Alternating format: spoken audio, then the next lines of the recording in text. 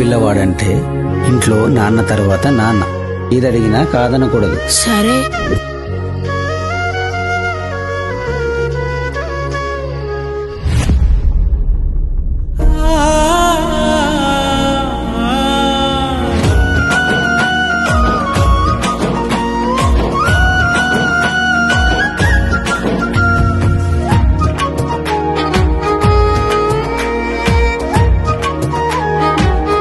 నువ్వు మాయలోడిరా, మాటలతోనే మాయ చేసేస్తావు.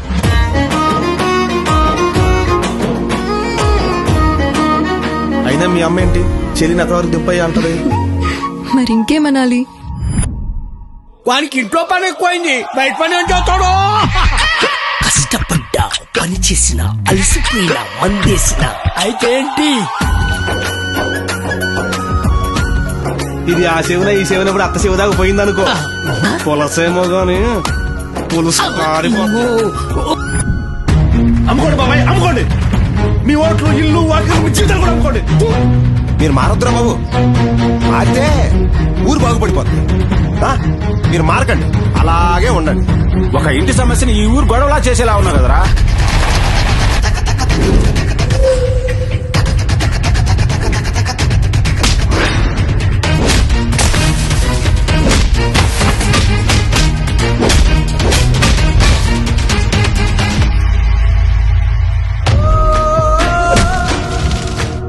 తను ఒక్కసారి ఇంటి గడప దాటిన మరుక్షణం ఇంట్లో మనుషులు చచ్చారనుకో మరి చెప్పు.